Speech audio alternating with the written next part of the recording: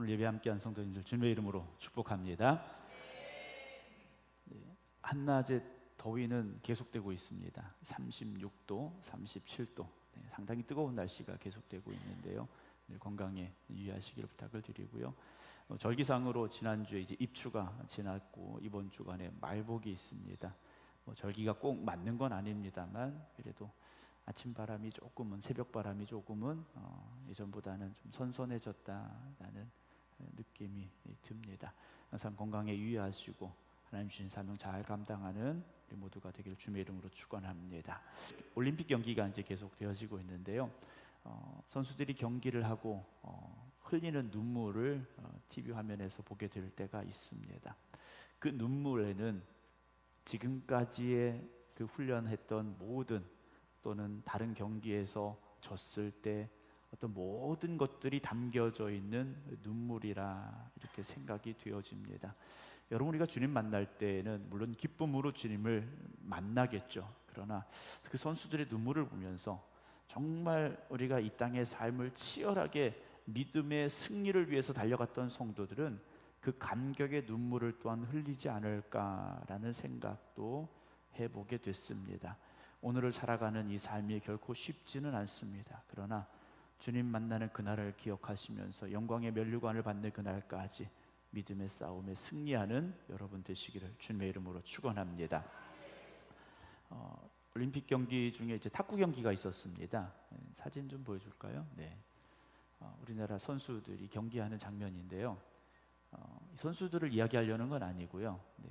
누군지는 모르셔도 상관없고, 네. 아시는 분들은 아시면 그 선수구나 하실 텐데요. 두 선수가 사진에 찍혔습니다. 선수 두 명이 사진을 찍혔는데 앞에 선수가 있고 뒤에 선수가 있는데 앞에 선수는 또렷하게 찍혔고 뒤에 선수는 약간 이제 흐리게 찍혔습니다. 우리가 이제 말하면 초점이 어디에 맞춰졌느냐라는 거죠. 사진기의 초점이 앞에 선수에 맞춰져 있다 보니까 뒤에 선수는 그 초점이 맞지 않아서 약간 이제 흐려진 그 사진입니다.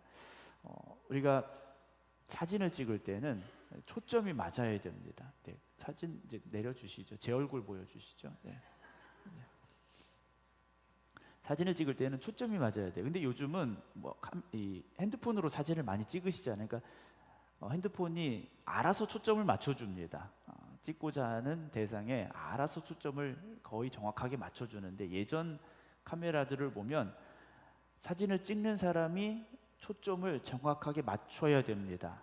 그래서 예전에 찍은 사진들 보면 이제 필름 카메라 시절에 나중에 인화를 하지 않습니까? 나중에 인화를 해서 보면 이게 초점이 안 맞은 사진들이 있어요. 찍기는 찍었는데 이게 초점이 안 맞아서 흐리게 나온 사진들이 간혹 있었습니다. 우리가 사진을 찍고자 할 때도 찍고자 하는 대상에게 초점이 맞아야 됩니다. 우리의 인생도 초점이 맞아야 됩니다. 목표가 분명해야 되고 그 목표를 향하여서 초점이 정확히 맞아야 돼요. 근데 초점이 맞지 않으면, 방향이 어딘지를 알지 못하면 방황할 수밖에 없습니다. 두 번째 사진 보여줄까요? 네, 역시 올림픽 사진. 올림픽 시즌이니까 올림픽 사진인데요. 이 사진은 마라톤 경기 시작하는 사진입니다. 남자 마라톤 경기인데요. 출발점에선 선수들이 이제 달려나가는 장면이에요. 거기 모이는 선수들, 50명이 됐든 100명이 됐든 어디를 향해서 달려갑니까? 피니시 라인, 결승점을 향해 달려나가죠. 마지막 사진 보세요. 그 다음 사진, 결승점 통과하는 사진이에요. 42.195km를 달립니다. 그런데 거리도 중요하지만 정해진 길을 따라 달려야 되고 목적지까지 정확하게 도착을 해야 됩니다. 우리의 인생은 달려가는 길은 다 다를 수 있습니다. 그렇죠? 각자의 길은 다 다르죠. 그 길을 몰라서 우리는 방황할 때가 있습니다. 또 내 인생의 목적지를 알지 못해서 세월을 헛되이 보내는 경우도 있습니다. 여러분들의 인생의 목표가 분명하십니까? 여러분들이 가야 될 그 길에 대해서 정확하게 지금 알고 계십니까? 그렇다면 여러분들은 방황하지 않는 사람들이죠. 그런데 인생의 목표가 분명하지 않습니다. 내가 어떤 길로 가야 될지 아직도 정확히 알지 못하는 사람들이 있어요. 그럼 그 인생은 방황하는 인생이 될 수밖에 없습니다. 여러분, 나는 누구인가를 알아야 되고 나는 무엇 때문에 살고 있는지를 또한 고백할 수 있어야 됩니다. 그럴 때 내가 지금 어디로 가고 있는지를 말할 수 있다라는 거죠. 어떤 날은 그냥 목적지 없이 길을 떠날 때가 있습니다. 목적지 없이 길을 떠날 때가 있어요. 그러나 우리의 인생은 그렇게 살아서는 안 됩니다. 우리의 인생의 목적지는 분명해야 되고 그 목적지를 향한 방향으로 가야 되는 거죠. 목적지는 정해졌는데 반대 방향으로 간다면 얼마나 힘든 인생이 될 수밖에 없겠습니까? 42.19km를 달려가는 선수들, 정해진 길을 따라서 목적지까지 달려갑니다. 그런데 어떤 사람이 그 옆에서 똑같이 출발했는데 야, 나는 100km를 달렸어. 그런데 그 길이 아니었던 겁니다. 목적지도 전혀 다른 방향이었다라는 거죠. 2시간을 힘껏 달려서 결승점에 도달한 선수들은 완주를 했지만 100km를 달려도 전혀 다른 방향으로 갔고, 목적지를 모르는 사람은 앞으로 200km를 더 달려가도 절대 결승점에 도달하지 못하는 사람이 될 수밖에 없습니다. 여러분들의 인생은 방황하는 인생이 되지 마시기 바랍니다. 방황하는 인생은 방황하다 힘들고 어려운 삶 속에서 또다시 방황할 수밖에 없기 때문이라는 거죠. 왜 방황합니까? 목적지를 알지 못하니까, 그 길을 알지 못하니까 방황을 합니다. 오늘 아침에 제 아내가 엘리베이터를 타고 이제 내려오는데 좀 낯선 분들이 타셨대요.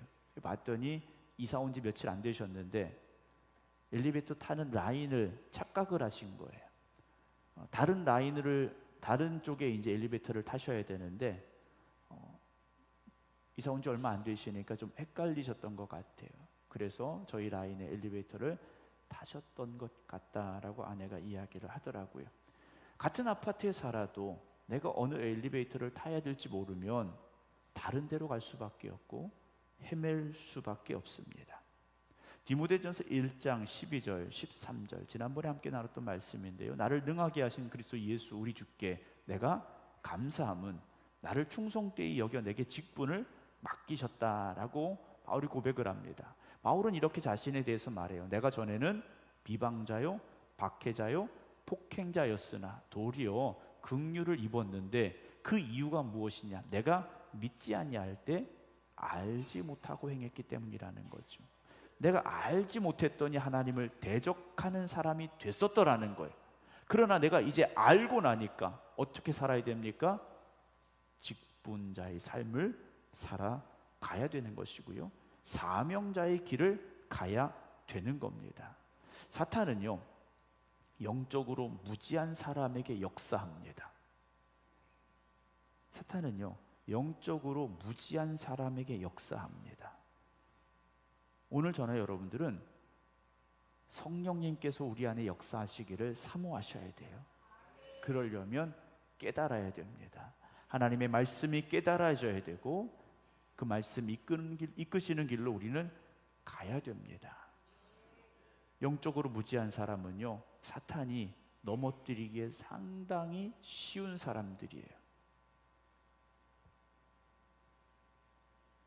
우리 귀에 잠깐만 속삭여도 잘못된 길로 빠져들기 때문이라는 거죠. 여러분, 하나님의 말씀을 굳게 붙잡으시고 진리 안에 굳건히 서시기 바랍니다. 우리가 영적으로 무지해지기 시작하면, 영적으로 깨닫지 못하면 사탄은요, 오늘 우리를 쉽게 넘어뜨린다라는 것이죠. 디모데후서 2장 24절 25절 봅니다. 주의 종은 마땅히 다투지 아니하고 모든 사람에 대하여 온유하며 가르치기를 잘하며 참으며 거역하는 자를 온유함으로 훈계할지니 혹 하나님이 그들에게 회개함을 주사 진리를 알게 하실까 하며라는 말씀이 나옵니다. 우리가 진리를 알게 되어져야 됩니다. 진리를 알아야 되죠. 진리를 모르니까 방황하게 되는 겁니다. 이어지는 26절 보면 그들로 깨어 마귀의 올무에서 벗어나 하나님께 사로잡힌 바 되어 그 뜻을 따르게 하실까 함이라 그랬습니다. 여러분, 우리가 알고 깨달으면 하나님께 붙잡힐 수밖에 없습니다. 그리고 하나님의 뜻을 따르는 사람들이 된다라는 것이죠. 이분 혹시 아시는 분 계세요? 네. 네. 잘 모르시죠? 네. 워렌 버핏이라는 분입니다. 워런 버핏이라고도 하고 워렌 버핏이라고도 하는데요. 투자의 귀재라고 불리는 아주 미국의 돈 많은 할아버지입니다. 네, 돈 많은 할아버지인데요. 이분하고 점심을 한번 먹으려면 1년에 한 번 기회가 있습니다. 자선단체에 기부하기 위해서 경매를 하게 되는데요. 3시간 식사권입니다. 한 3시간 정도 점심 식사를 하면서 이분하고 이야기를 나누는 시간을 사야 되는데 22년도에 경매에 나왔습니다. 경매의 최종 낙찰가는 1,900만 달러였습니다. 뭐 이렇게 좀 많아 보이죠? 네, 좀 많아 보여요. 얼마나 많은가? 우리나라 돈으로 보면 이게 얼마입니까? 네. 246억인가요? 네.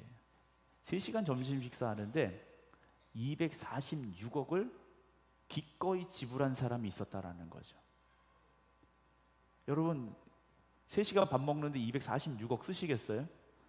네. 그거 있으면 안 써도 살겠죠. 네. 근데 이분은 누군가는 알 수 없지만 이 오렌 버핏이라는 분과 식사하기 위해서 246억을 기꺼이 썼습니다. 왜 썼을까요? 그 사람하고 3시간 식사하면서 그 사람의 지혜를 구할 수 있다면 그 3시간의 가치는 246억의 몇 배, 몇십 배, 몇백 배가 될 수 있기 때문이라는 거죠. 왜냐, 이 오렌 버핏이라는 분이요, 어려서는 뭐 껌 팔고 콜라 팔고 이러셨던 분이래요. 6살 때부터 껌 팔고 콜라를 팔고 이런 사람이었는데 이 사람이 꾸준히 투자를 하면서 재산을 차곡차곡 모아가게 됩니다. 이 사람의 현재 재산을 정확히 추산을 할 수 없지만 최소한 우리나라 돈으로 한 100조에서 200조. 네. 너무 많아서 이제 감이 없으시죠? 네. 우리나라 1년 예산이 200조가 안 됩니다. 그러니까 우리나라 1년 예산만큼을 재산으로 갖고 있는 분이 이분이라는 거예요. 그러면 이분은 재산이 왜 이렇게 많아졌느냐? 거의 50세 이후에 모은 재산이라는 거죠. 50세 이후에 이 사람이 투자를 잘해서 돈을 모으고 벌었는데 그 돈이 지금 그렇게 많아졌더라는 거예요. 사람들이요, 이 사람은 어떻게 돈을 벌었을까? 그 3시간 식사하면서 그 사람의 투자의 방법을 듣는 거예요. 그러면 내가 1,000만 원을 투자했어도 그 이상의 가치가 있기 때문에 하는 거예요. 그러니까 이 사람의 충고는요, 이 사람에게 듣는 지식은 그만한 가치가 있다라는 거죠. 그러나 여러분, 하나님이 주시는 말씀은요, 그것보다 훨씬 가치 있다라는 걸 여러분 고백하실 수 있어야 됩니다.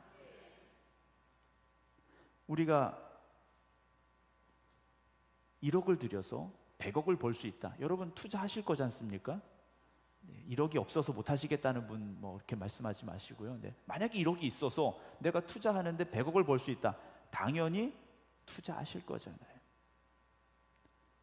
벌 수 있다는 확신이 있기 때문에, 누군가가 그렇게 하면 돈을 번다고 분명히 말해줬기 때문에. 근데 그게 진리여야 됩니다. 사기꾼의 말이 되면 안 되죠. 여러분, 하나님의 말씀에 귀를 기울이시기 바랍니다.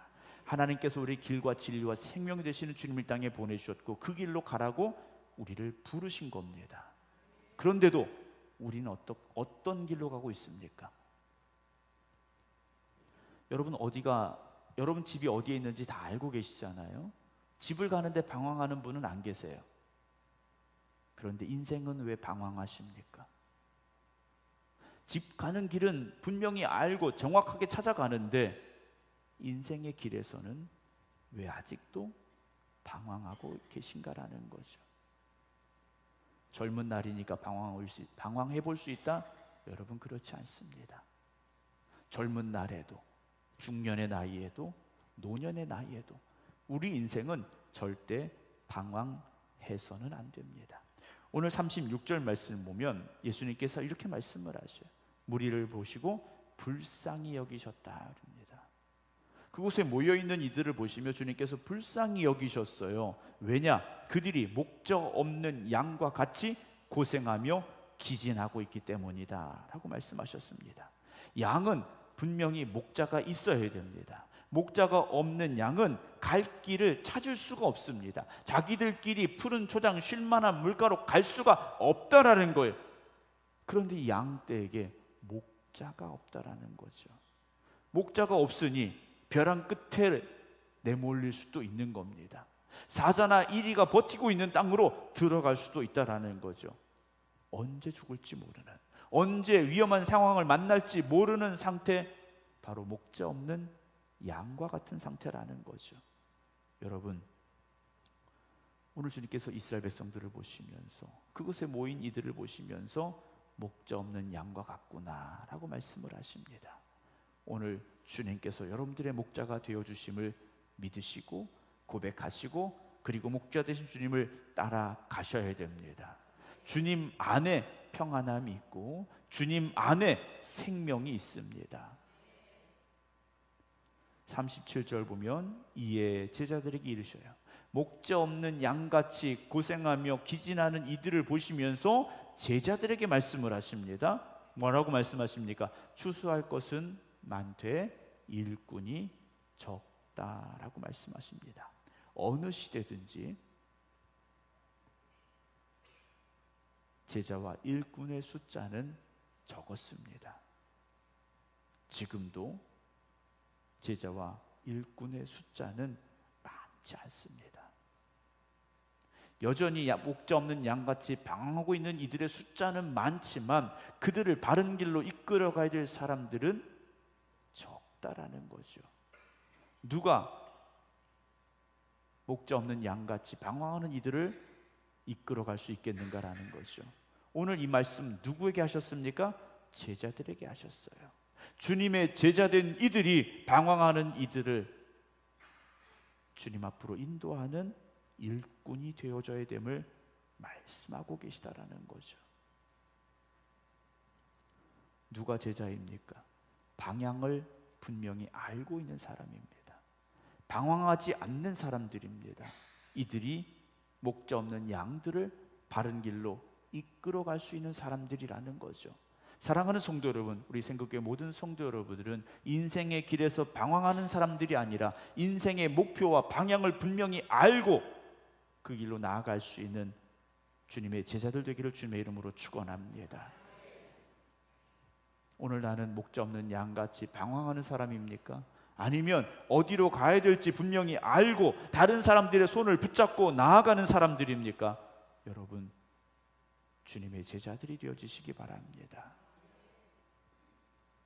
38절 보면요, 그러므로 추수하는 주인에게 청하여 추수할 일꾼들을 보내주소서 하라. 주님께서 제자들에게 이 말씀을 주고 계셔요. 그 당시에 지도자들이 없었느냐? 아니죠. 예수님 당시에도요, 지도자라 할 수 있는 사람들이 분명히 있었다라는 겁니다. 제사장 그룹들이 있었고 바리새인들이 있었다라는 거예요. 하나님의 말씀 안에 바로 서서 백성들을 이끌어가야 될 사람들이 분명히 있었습니다. 그런데 누가복음 11장 39절 보면 주께서 이르시되 너희 바리새인은 지금 잔과 대접의 겉은 깨끗이 하나 너희 속에는 탐욕과 악독이 가득하다라고 말씀하십니다. 지도자가 되어서 목자 없는 양같이 방황하는 이스라엘 백성들을 이끌어가야 될 지도자들이 지도자답지 못했고요, 더럽혀져 있었다라는 거죠. 그들 안에 탐욕과 악독이 가득했다라는 겁니다. 16장 14절 말씀 봅니다. 바리새인들은 돈을 좋아하는 자들이라 그랬어요. 세상의 것을 좋아하는 사람이었다라는 거죠. 여러분, 세상의 것이 없어도 살 수 있다라는 말씀은 아니에요. 돈 없이도 살 수 있다라는 말씀이 아닙니다. 그러나 돈을 좋아하지 마시고 돈에 매이는 사람들이 되지 마시기 바랍니다. 돈에 매이는 사람은 영적으로 어두워질 수밖에 없습니다. 영적으로 어두워지면 소경이 소경을 인도할 수 없다, 맹인이 맹인을 인도할 수 없다, 주님 말씀하신 것처럼요. 목자 없는 양같이 방황하는 이들을 더 어두운 길로 끌어갈 수밖에 없다라는 것이죠. 누가복음 18장 9절 10절입니다. 또 자기를 의롭다고 믿고 다른 사람을 멸시하는 자들에게 이 비유로 말씀하시되 두 사람이 기도하러 성전에 올라갔습니다. 하나는 바리새인, 하나는 세리예요. 이들이 올라가서 기도하는데 11절 12절 봅니다. 바리새인은 서서 따로 기도하여 이르되 하나님이여, 나는 다른 사람들과 토색 불의 간음을 하는 자들과 같지 아니하고 이 세리와도 같지 아니함을 감사합니다. 나는 일에 2번씩 금식하고 또 소득의 11조를 드립니다 라고 기도를 했어요. 바리새인의 기도입니다. 근데 이 기도의 내용을 보면 뭡니까? 자기 의를 내세우고 있어요. 나 이렇게 합니다. 나 이렇게 합니다. 자기의 의로움을 하나님 앞에 내세우고 자랑하고 있다는 거죠. 사랑하는 성도 여러분, 나를 내세우고 나를 드러내는 것이 아니라 오직 십자가의 복음이 드러나야 되고 하나님의 영광이 여러분들의 삶을 통해 나타날 수 있기를 주님의 이름으로 축원합니다. 이 기도의 내용은 뭡니까? 나는 세리와 같지 않다라는 거예요. 다른 사람을 뭐 합니까? 무시하고 있다라는 거죠. 다른 사람을 무시하면서 다른 사람들을 섬기고 이끌어갈 수 있느냐? 그렇지 못하다. 주님은 말씀하고 계셔요.